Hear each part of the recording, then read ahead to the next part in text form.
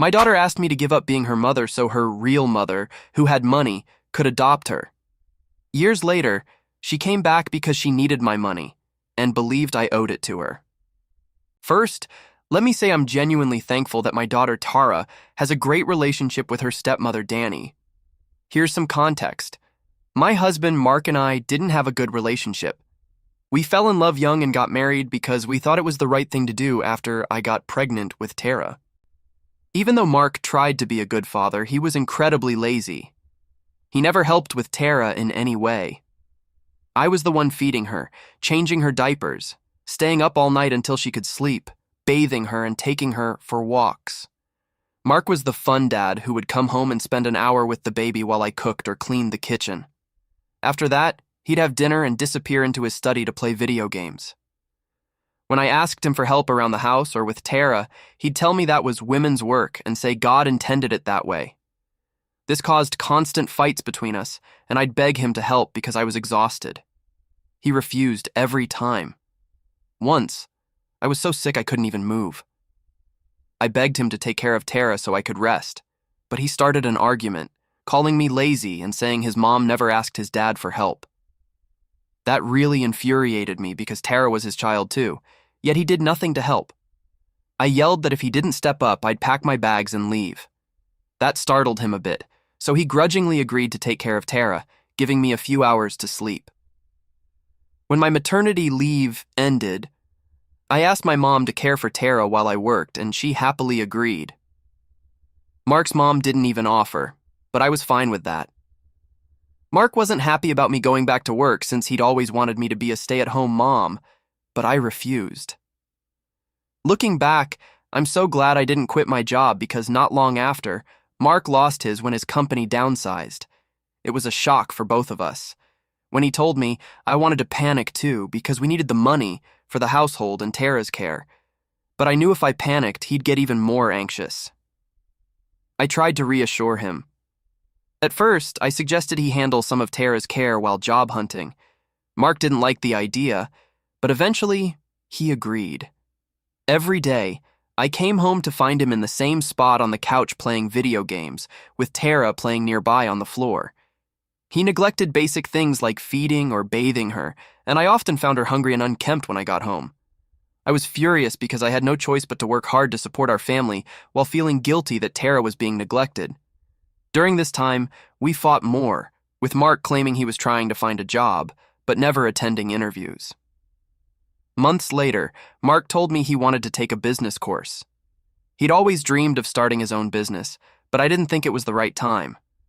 I wanted him to focus on finding a stable job first. However, he had already discussed it with his parents, who agreed to pay his tuition fees. I was the last to know, like my opinion didn't matter. Looking back, I should have left then, but I stayed.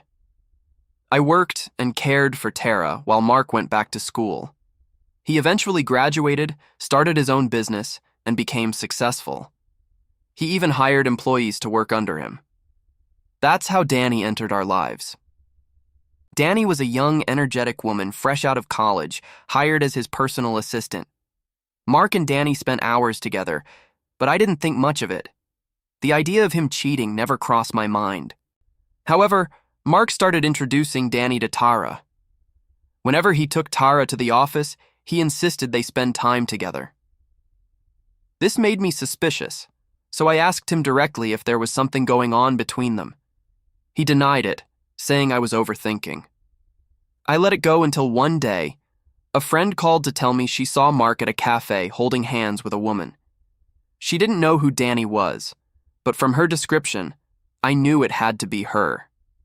I felt humiliated. Not only was my husband cheating, but soon everyone would find out. That night, I insisted Mark invite Danny over for dinner. I told him I should meet her since she worked for him. He had no idea I already had proof of his affair. During dinner, I directly told them I was tired of their sneaking around behind my back and that I knew everything. Mark froze, and Danny turned pale. I told them I didn't care if they were sleeping together because, at this point, nothing could save our marriage. I laughed bitterly while he continued blaming me, saying I hadn't done enough to keep him happy. He said I was too focused on being independent.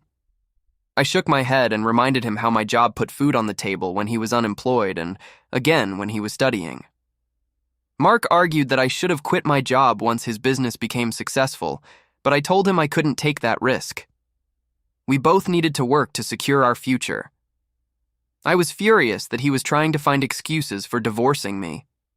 I told him I had never neglected him or Tara and had always taken care of the household on top of my job. He had no right to blame me. He kept trying, but I ignored him. I turned to Danny, wished her good luck, and excused myself from the table. At that moment, I knew exactly what I had to do. Somehow, Mark now seemed relieved, as if he no longer needed to find an excuse for a divorce. Sure, I had loved him once, but ever since Tara was born, we had become nothing more than roommates. I was already doing most of the work in the house anyway, so leaving him meant I wasn't losing much. I packed my things along with Tara's, while Mark kept asking what I was doing. I told him I was leaving and would send him divorce papers soon. He tried to argue, saying I was being too cold and that we should take time to think it through. But I had nothing left to think about. I'd had enough. I moved in with my parents for the time being. In case you're wondering if his parents ever reached out to comfort me or scold him for breaking up the family, the answer is no. They never said a word. Later, I found out why. Danny wasn't just young. She came from a wealthy family. Marrying her meant Mark would gain access to some of that money. Honestly, I didn't care about any of that. My only goal was to ensure that Mark and I could co-parent peacefully for Tara's sake. From the first impression, Danny didn't seem like a bad person, so I hoped she would be a good stepmother to my daughter. During the divorce, I took half of Mark's assets, which was a substantial amount since his business was earning 6 figures. I bought a place for Tara and me to live. Mark and I shared custody. I had Tara from Monday to Friday, while he had her from Friday afternoon until Monday morning, dropping her off at school. After our divorce, Danny immediately moved in with Mark. Tara would come home and excitedly tell me about how they took her to fancy restaurants or amusement parks. She always looked forward to the weekends with them. At first, I didn't notice anything strange. But over time, Tara started distancing herself from me. I was the mom who made her finish her homework and taught her how to do basic chores like washing her dishes or folding her clothes, things she didn't enjoy. I was also the one who made her eat healthy food instead of ordering McDonald's every day. Mark and Danny, on the other hand, were the fun parents who let her do whatever she wanted on weekends. They didn't make her do any chores, and she spent her time watching TV or eating delicious food. Tara often told me how much fun they were, and sometimes even said she wished she could live with them full time. It broke my heart, but I told myself she was just a child and let it go. When Tara was 12, Danny became pregnant with twins. Tara was very anxious during this time and kept asking me if Mark would still love her after the babies were born. I reassured her again and again that her father's love for her wouldn't change. Her anxiety became so severe that I had to speak to Mark about it. Mark eventually talked to Tara, calming her fears by saying nothing between them would change. However, Tara then told him she wanted to spend more time at his house, and he agreed. She started going to his house on Wednesday afternoons in addition to the weekends. Tara had her own room in their house, but with the twins on the way, Mark told her he'd be renovating the basement into her new room so her old room could become the twins' nursery. Tara agreed to the arrangement. This all happened without my knowledge because, by that point, my daughter barely communicated with me. She was so focused on being part of Mark's family that she hardly shared anything about her life with me. After the twins were born, Mark informed me that for the next 2 months, Danny didn't want Tara visiting because she wanted to focus entirely on the babies. I yelled at him, telling him this would hurt Tara and make her question whether he even loved her. Mark argued that he needed to support Danny and prioritize the twins. When I told Tara the news, she cried and kept asking why Danny didn't want her anymore. I did my best to comfort her. A month later, when Mark came to pick her up, Tara was thrilled. She later told me how adorable the twins were and how nice her new basement room was. When I saw photos of her room, I had to admit it looked great, though it stung that she had so easily given up her old room for the twins. Still, if my daughter was happy, I was happy too. Over time, Tara found more and more reasons to spend extra days at her father's house. She told me how much she loved helping care for the twins, especially since Danny sometimes needed a break. This infuriated me. I told Mark to stop using our daughter as a babysitter. He argued that it was a way for Tara to bond with her siblings. I fired back, saying his kids could bond with Tara without her having to change diapers or feed them bottles, which wasn't an appropriate job for a teenager. After some heated discussions, he agreed. However, Tara was furious when she found out. Danny had apparently told her that I was the one who complained. Tara yelled at me, saying she wanted to help with the twins. But I knew my daughter was trying desperately to fit in and earn love from Mark and Danny by doing whatever they wanted. I reassured her that these were her teenage years, meant for enjoying herself, not being a babysitter. But Tara didn't care. This was the beginning of Tara always choosing Danny over me. While I never disliked Danny, it hurt every time my own daughter compared me to her stepmother. Teenagers can be cruel, and Tara was no exception. She became ruder and more unpleasant toward me. For example, one evening after work, I was sitting on the couch watching TV and eating when Tara came out of her room. She looked at me and commented, "You're turning into a fat cow these days." I was shocked, especially since I wasn't even overweight. When I asked her why she said that, Tara replied that Danny had taught her gluten makes people fat and that they didn't allow gluten in their house. I told Tara that while gluten might not be the best for everyone, it wasn't inherently bad and she had no right to body shame anyone. As time went on, Tara became a completely different person. In every conversation, she'd bring up how Danny did this or that. It felt like she was trying to turn into a miniature version of her stepmother. She refused to go anywhere with me if the sun was out, saying she didn't want a tan. She also started skipping breakfast to lose a few extra pounds so she could fit into a bikini that Danny had bought her, a size too small. Tara weighed herself daily, writing it down in a journal, and told me Danny had said she had the potential to compete in beauty pageants if she stuck to her routine. When I learned about this, I was furious. Up until then, I had never spoken directly to Danny, but I decided it was time to confront her. When I brought it up, Danny didn't see anything wrong with Tara's behavior. She said she had simply suggested the idea of beauty pageants and wasn't responsible if Tara took it too seriously. I told Danny that Tara saw her as a second mother, so she needed to be more mindful of her words. Danny dismissed me, saying I should encourage my daughter to be the best version of herself instead of tearing her down.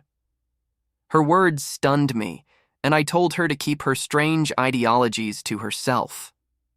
Later, Mark called to yell at me for how I spoke to his wife. When I explained everything, he sided with Danny, saying Tara shouldn't take Danny's advice so literally. I shouted back, telling him to open his eyes because Tara was clearly being influenced by Danny. But he didn't seem to care.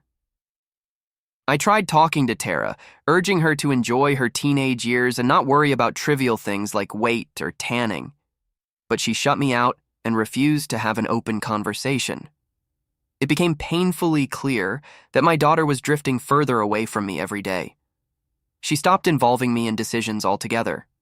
For example, if her school had a field trip, she'd wait to visit Mark so he could sign the permission slip, even though I never had an issue with her going. It felt like she didn't see me as important in her life anymore. I became just a spectator in her life, and it left me heartbroken. I sank into a deep depression. During this difficult time, I met Henry, who changed my life. He came into my life when I was at my lowest. When Henry and I started dating, he saw how much Tara's behavior affected me. He reassured me that all teenagers go through a rebellious phase, but things only got worse. Tara and I fought constantly, over her bad grades, missed assignments, or her attitude. During these fights, Tara often made cruel remarks, like saying she understood why Mark left me for Danny. Hearing that broke my heart every time. Over time, I started emotionally distancing myself from Tara. When she turned 17 and was about to go to college, Mark and Tara came to me to discuss something important. I assumed it was about tuition fees and was ready to tell Mark I'd cover half the cost. But instead, Mark informed me that Tara wanted me to give up my parental rights so Danny could adopt her. I was stunned. Tara explained that she had been thinking about this for a long time and wanted Danny to officially become her mother. She said she loved Danny more than me and saw her as her real mom. I was in shock and initially thought this had to be some kind of bad dream, but Tara pleaded with me, saying she felt a stronger bond with Danny, admired her qualities and accomplishments, and wanted to be part of Danny's inheritance, as Danny's parents had promised. As Tara said this, I struggled to keep my emotions in check. It felt like my world was falling apart, like everything I had worked so hard for was slipping away.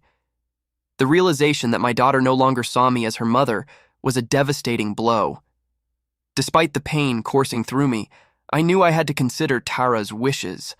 I couldn't force her to maintain a relationship she no longer wanted, nor could I deny her the chance to pursue happiness on her own terms. My parents tried reaching out to Tara, but she refused to take their calls. In the days that followed, I was overwhelmed with a storm of conflicting emotions. I cried for the bond I had lost with Tara, mourning the daughter I once knew. But amidst the pain, I also felt a quiet resignation, accepting what I could not change. Henry stayed by my side through it all. I cried to him constantly, and even he thought what Tara was doing to me was incredibly cruel. With a heavy heart, I reluctantly agreed to Tara's request, knowing it marked the end of a chapter in both our lives. The legal process took a few weeks, and in the end, Tara and I were officially separated, with Danny proceeding with the adoption. After this, Tara essentially stopped talking to me. The pain of those days is indescribable. My entire life had revolved around my daughter, and seeing her walk away from me felt unbearable. Henry was my rock during this time, encouraging me to go to therapy, and even moving in with me to take care of me. I quit my job during that period, and Henry took on all the financial responsibilities. I was diagnosed with depression and started taking medication. With Henry's unwavering support, I found a new reason to keep going. Slowly, I began to heal and stopped blaming myself for everything. Henry encouraged me to join his business, just to keep myself busy, and I agreed. He was the partner I had always deserved but never had. I threw myself into my work and our relationship, finding joy in the simple pleasures of life. Over the last 6 years, Henry and I worked together to grow his business. He made me an equal partner and gave me a seat at the table. We respected each other both professionally and personally. We got married and built a good life together. I never imagined that Tara, who hadn't called me even once in all these years, would suddenly reach out. Yesterday, she called me out of the blue. Her unexpected call caught me off guard, stirring up a whirlwind of emotions I thought I had buried long ago. She asked about my life and shared updates about hers. I didn't know why she was calling, but I was happy she remembered me after all this time. At the end of the day, regardless of what a piece of legal paper says, she was still my daughter, and I would always love her, no matter how much she had hurt me. I thought maybe she had matured and wanted to rebuild a relationship with me. But then the conversation shifted to her upcoming wedding. I was surprised to learn that my little girl was now getting married. I couldn't hold back my emotions. Then Tara explained the real reason she was calling. She wanted me to help pay for her wedding. She said Mark didn't have much money to contribute because his business had suffered during COVID and hadn't recovered. Danny had also refused to help much with the wedding, saying she needed to save money for the twins. Tara went on to say that she knew I was doing well now that I was married to Henry and had been checking my social media occasionally.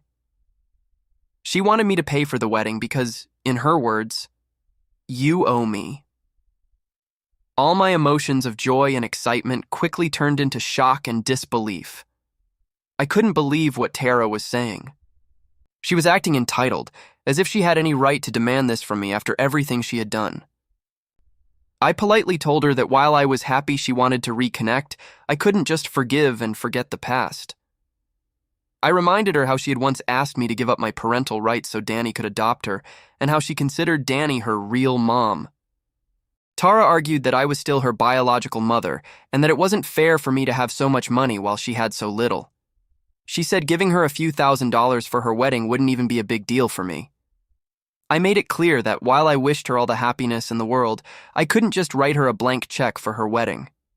She became angry, called me a few choice words, and blamed me for not fighting hard enough for her all those years ago. It was like she was grasping at any excuse to justify her actions. The conversation went nowhere, and she eventually hung up on me, furious. Now, I can't stop wondering if I should have helped her. After all, I can easily afford it. Did I do the wrong thing by refusing? Update 1. I never expected this post to get so much attention. In just a few days, hundreds of strangers have messaged me, telling me I should absolutely not give in to my daughter's demands. When I first wrote this, I felt incredibly guilty because, after all, she is my daughter. But reading everyone's comments about how Tara is essentially trying to use me has made me question my own judgment. As a parent, it's so hard to stop loving your child, even when they no longer want you in their life. Tara will always be my baby, but I have to accept that she's no longer a child. She's turned into an entitled adult. Mark and Danny haven't contacted me, so I'm guessing they have no idea Tara is asking me for money. I've decided I won't help her financially, and I'll discuss everything with Henry. Update 2. I sent Tara a message, as some of you suggested. Here's what I wrote. Dear Tara, I want to express my appreciation for you reaching out and sharing updates about your life. It meant a lot to hear from you, and I'm glad to know you're doing well. Regarding your request for financial help with your wedding, I want to be transparent about my position. While I understand your desire for support during this important moment in your life, I must respectfully decline your request. Given that you chose not to have me as part of your life, I believe it's best to maintain the current distance between us. It's important for me to prioritize my own well-being and boundaries. I wish you nothing but the best as you begin this new chapter and hope you can understand and respect my perspective. I sent the message this morning and will update here if she responds. Update 3. It turns out Tara read my message but left me on scene. I guess most of you were right. She didn't really care and just wanted my money without any questions. Henry wasn't happy with how Tara treated me and suggested I block her to stop her from making more unreasonable requests. I was conflicted at first, but now I've decided to do it. For those asking about my will, don't worry. While Henry and I don't have kids, he has nieces and nephews, so we'll likely leave everything to them. I'm so grateful for the support and advice I've received from the Reddit community. Moving forward, I'll focus on my well-being and cherish the loving relationship I have with my husband. Update 4. I finally got a response from Tara, and it wasn't what I expected. I hadn't blocked her yet, as I was still debating it. I had been polite and respectful in my message, but clearly, she didn't learn that from me. She basically complained that since I hadn't been there for her in the past and wasn't a good mother before, the least I could do now was pay for her wedding. She said if I didn't, she wouldn't invite me. Tara also mentioned that her fiancé's family was covering some expenses, like the honeymoon and other costs, but she really needed my money for her share. The worst part? She explained why Danny didn't want to contribute. Danny apparently told her the money was reserved for her twins, as she saw Tara as a stepdaughter, and this wasn't her responsibility. That led to a fight between Tara and Danny, as well as with her father. Unsurprisingly, Mark sided with Danny, not Tara.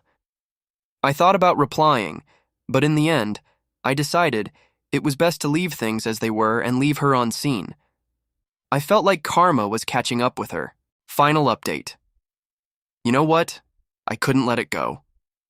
That night, as I lay in bed thinking about everything, memories of our past flooded back, how Tara treated me when I was still her mother, and how she repaid me for all my efforts.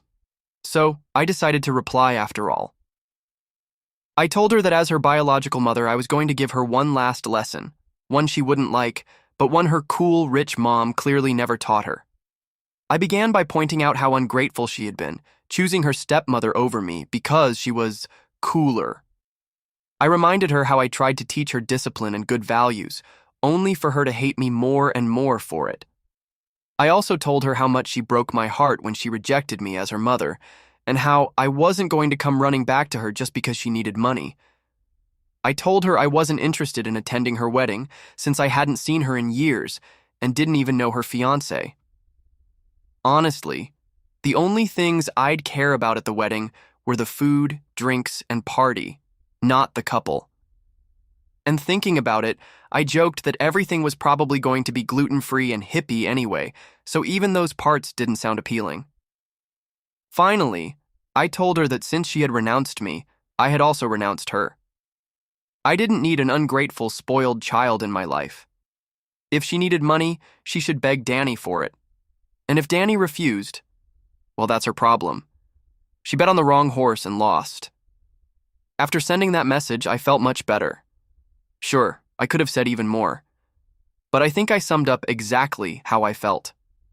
Then, I blocked her without waiting for a reply. I also messaged Mark, telling him to take responsibility for his daughter and make sure she didn't contact me again, because I had no interest in hearing from either of them. And then, I blocked him too.